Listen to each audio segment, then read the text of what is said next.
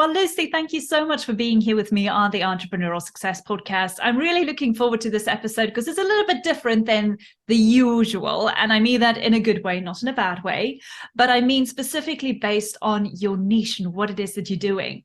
So before we get started, why don't I hand over to you so you can introduce yourself to the audience and tell us what you do? Hello, thank you so much for having me on. So my name is Lucy and I am the owner and founder of a dance school in Hertfordshire called LMA Studios. I've been running the school solely for just over 5 years now. We are award winners and yeah, we just love every part of it. That's brilliant. And this is what fascinated me when you reached out to come on the podcast. I thought this is brilliant because you know what?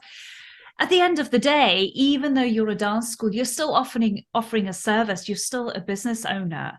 But I wanted to talk to you about this a little bit because I think some of the things you're going to share here very much relate to any woman in business. And in particular for you, because, oh my goodness, you are so young. But Yeah. tell us a little bit about your story. How did you get started and how did that business kind of take on in a different form to where you are now, so to speak? So as you said, yeah, I am quite a young business owner. I was only 20 when I decided to open up the school. Um, I was really at a crossroad with what I wanted to do with my career. My confidence was at an all-time low, which is not normally the point you want to be at when you start a business. And I just didn't know if I wanted to teach anymore. I thought, should I just go and get an office job somewhere? Is it kind of, should it stay a hobby or can I make it a real career? Um, and it really came from finding the name LMA Studios. Um, and I had a lot of people. I've always loved the community that's come with LMA Studios, but that was there before it even started, from where I taught at other places. And a lot of people saying to me, "Oh, go on, just try, do it by yourself, try."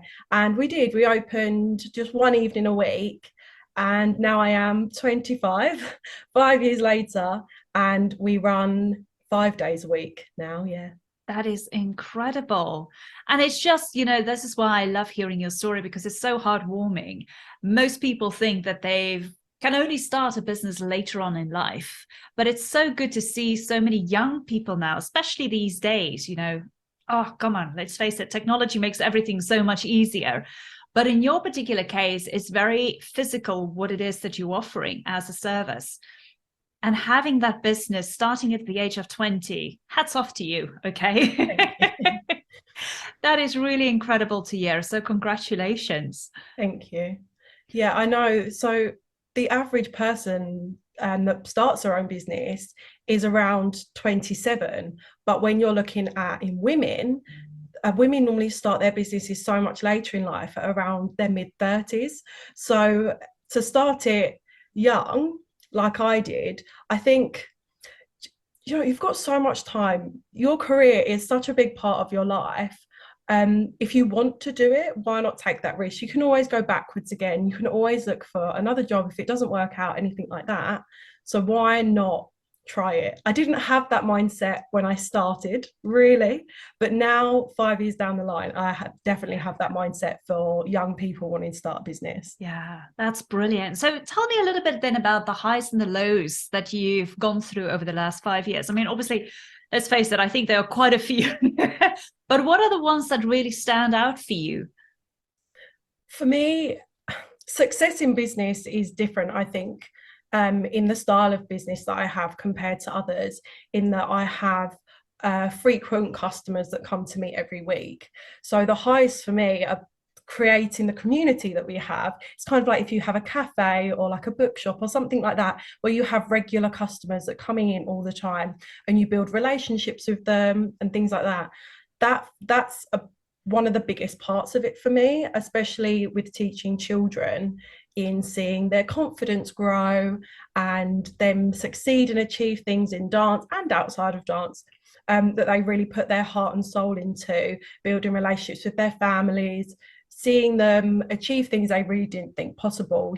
We took students to perform at both the Spurs Stadium and the Emirates Stadium last year, which we had some children that were 5 years old. Imagine being 5 years old and performing at a stadium like that. Being able to give opportunities like that to young people is such a massive high for me, and definitely my favorite part of the job. Oh, that is so lovely to hear. And I'm sure a lot of mums are listening to this now going, yeah, that's great. That's amazing. Maybe I should get my kid into dancing. Yeah, do it, do it. I think dance has a great way of bringing people together. You're trying to do things as a team, you're all working towards the same goal. I think dance can be very toxic, but I think that that's changing. And I think it's becoming so much more community based, family based. And I really like that part of it. Yeah. Oh my gosh, it's so lovely to hear. A little question I have for you is one of the things you mentioned to me is obviously people's different perspective of business women. Mhm. And especially for you being so young and starting your own business, did you find that some of the clients that you started signing up, or especially in the beginning stages of creating your business, were quite amazed that they had a different perspective of what a businesswoman should look like? And what was your perspective really? And how did that kind of influence all the decisions you made? Yeah, I think that it's taken me a long time to, when I meet someone new, whether they're someone that I'm meeting through a business conference or something like that, it really took me a long time to have the confidence to say, oh, I'm Lucy and I run my own dance school, and not just say, I'm Lucy and I'm a dance teacher. Yeah. Not that being a dance teacher is any different, but I never had the confidence to stand there and go, no, but I do this all. This is mine. This is my brand. It took me a long time to have the confidence to say that because I was so young. Um, I have found that people can perceive it slightly different with it being dance, not take it as seriously. Mm, And with me being young, often you get asked, what's your real job? And I had to say, no, no, this is my real job. This is what I do. This is what I think about every minute of the day. Most of the time, because you've got parents have to trust you a lot to take care of their children. And I feel like that I've never really had an issue with that. Um, when people come in, they're meeting me straight away. I'm quite an open person. So I try and be as trustworthy as I can be. And that's never really been an issue. It's more been other business people who, in their head, they think, oh, well, this is what a business should look like. This is what a business person should do. I think as well, being so young, um, I didn't, I think I do more now, but I don't think when I was younger, I had the confidence to kind of put my shoulders back and say, no, I'm a businesswoman and I'm proud of what I do. yeah. I love the way you answered that. And the reason I asked that question is because some of my audience are younger people, possibly now starting out their own businesses, or maybe even just going through the same thing, not really feeling confident enough yet. And they telling themselves something, but actually getting that confidence and standing out in between a bunch of other business owners and say, hey, I belong here. This is who I am. This is what I'm doing. It's really inspirational. And I'm so glad that you shared that as well. Tell me a little bit about, you know, how can I say this in a nice way? You said something that was really beautiful earlier on. You said every day is a learning day.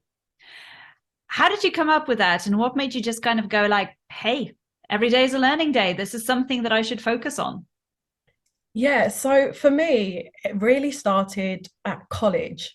I actually left sixth form after only 1 year. I didn't complete my A levels. And I went off to dance teacher training college. And it was one of my tutors there who said to me, because it was my ballet tutor, and ballet was always my weakest genre in dance, always the one I struggled with most. But my ballet tutor there was just so inspirational, and every word she said I like soaked up like a sponge, and I wanted to hear more because she made you look at it from a different perspective. And she would just say, you're going to learn things from these children as well. Don't go in there thinking that you're the one that's going to be teaching everything. You're going to be getting things back as well. And I think that experience is something that teaches you a lot. um, every time I come across something new, I'm having to teach myself how to get through that. And even if it's, I always say, even if it's a bad experience, or even if it doesn't go the way you planned, it's never a step backwards. I know some people say, you know, like one step backwards, two steps forwards, but I personally don't think you ever have a step backwards, because if you go for something, if it doesn't work out, you've learned a lesson from it. And if it does, you've got what you wanted from it. So either way, you're still gaining something. And every day I wake up, I get to work, and every day something happens, and I have to learn and I have to better myself to be able to deal with a new situation. Yeah. And I love how you put that together, because I do agree with that 100%. Even as a business coach myself, I mean, I get to learn so much from my clients on a daily basis, and not just from clients, from other business people, etc. So it is about your perception and how you kind of put yourself out there with a mindset of, I'm here to learn something. And that's why I just love that phrase where you said every day is a learning day, because if you go out there with a mindset that you're going to learn something every single day, oh my gosh, you can definitely take on so much. So yeah, no, I do like that. Tell me a little bit about, obviously you work with a lot of children at the moment. Tell me about your ideas of how to inspire, or inspire, not aspire, how to inspire the next generation.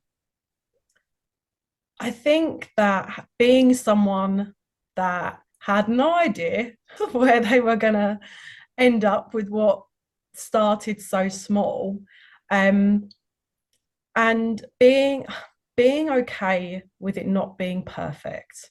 I think that is something that I had a conversation with a student on Friday, and we sat down and I said to them, you have to be okay with doing it wrong. We always, people always congratulate and are ready to clap people when they're right at the top of something, but it's about clapping you when you're trying to actually push through the hardest parts of it. um and I think inspiring children to be the best version of themselves, and young people as well, you have something individual, and what that individual part of you is what's great about you. So really believe in that, have confidence in that. It's not always going to go right, but that's part of your journey. But be okay with it going wrong. It's the hardest thing to be okay with, but if you're okay with it going wrong, then you'll pick yourself up quicker and you'll move on from it a lot quicker. Yeah. And I kind of think it works beautifully to what we just spoke about earlier. Is, you know, I have a saying where I say there's no such thing as mistakes, only lessons. And the way you educate these children, regardless of their age, but the way you educate them as well, I think it's not something that they just take on in dancing. It's something that they can always remember, and they will take it for the rest of their lives through any parts of their life that they go through. And it's so great to see people like yourself, you know, inspiring next generations and young kids, and just getting them to enjoy life. Because I think it's the same thing when you said you had that ballet teacher that you just absolutely loved what she was saying, you hanged on every word. That's what kids are doing here with you. So you kind of, you know, you're a very good example for them as well. With that in mind, then, tell me a little bit about what success means to you. Yeah, this is something that I actually found myself thinking about a lot when I was at an awards evening last year. So I've always really struggled in settings like that.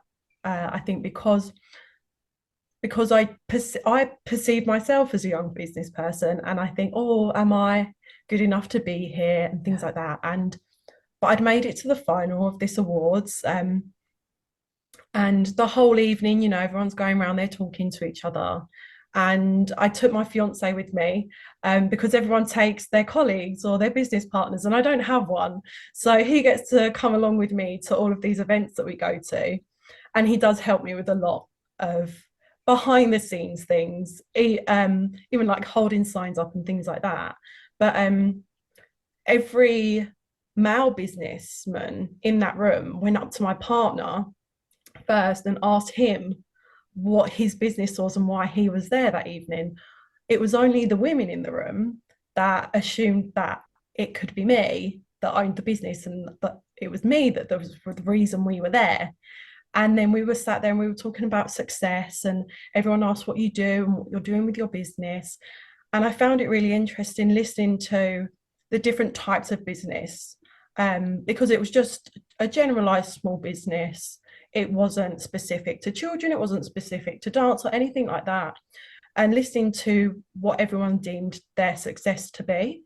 And it really made me realize that a lot of people deem success to be how they can do the least amount of work for the most amount of profit. And for me, it's slightly opposite. I love what I do and I love the teaching part of it. That's why I started it. I didn't start it to be the admin or to be the behind the scenes person. I started it because I love teaching and I wanted to teach children within the community. And for me, the success is having those children come in and me being able to teach them and seeing a positive impact. The success is even when those children move on and they're not dancing with me anymore, it's the skills that they've learned in and outside of dance that they're moving on with. The success is seeing children that started with me and they were crying to begin with, and now they come into class with so much confidence and they walk into the room, and it's because of the regular classes they take with me every week. And expanding that community is my success. That's what I deem a success. It's not about, okay, should I start getting teachers in so they can do the teaching part and I can sit behind the scenes doing the least amount of work for the most amount of profit. It's not about that. It's about being able to teach. I love it. I love teaching these children, and I want, if I could teach, if we could add an 8th day in the week, I'd probably teach on that day as well. I love it. I do. I absolutely love it. I know, and I can just see the passion in your eyes when you're talking about it. I do love your version of success because I do agree. I think, when people are talking about success, everybody's got this kind of social idea about it's about having lots of money, it's about traveling the world, it's about doing all of these incredible things. But I think if you really zone in on what is aligned with you and what it means to you, no matter how big or small that one thing looks like, that is yours, and it's yours to keep, and it's yours to help inspire you and motivate you to keep moving forward. So with that, then tell me, what are your future plans with the LMA? What is it that you would love to achieve? I don't know, whatever date or time or stamp line you want to give on it. What is it? What does it look like for you? One of the things that I really wanted to achieve when I first opened and was kind of in the back of my mind and didn't know if it would happen. We have a local theatre called the Spotlight, and it's in Hoddesdon, and I grew up dancing there. And it's the biggest theatre kind of in our area. It's the only theatre really in our area now. And I grew up dancing there. And when I opened, I thought, well, one day I really want to be able to bring my dance school here, have enough students and a community big enough to be able to fill an audience here. And in March we are. Oh my gosh, congratulations. Thank you. We're putting on 2 shows in one day. And that for me was a big kind of goal, a long-term goal, my kind of 5 to 10 year goal. I would love to have our own premises with fully functioning studios, a little cafe for the parents to sit and they have their chat while the classes are going on, or things like that. I look on Rightmove and everywhere and all the other sites available every day to see, even though I know I don't want it yet, just to see what might be out there to make it feel like it could be reachable. But that's definitely a goal. I'd love to have my own premises with our brand outside. I can go in, have my own little office there, and the students can have a beautiful studio to dance in.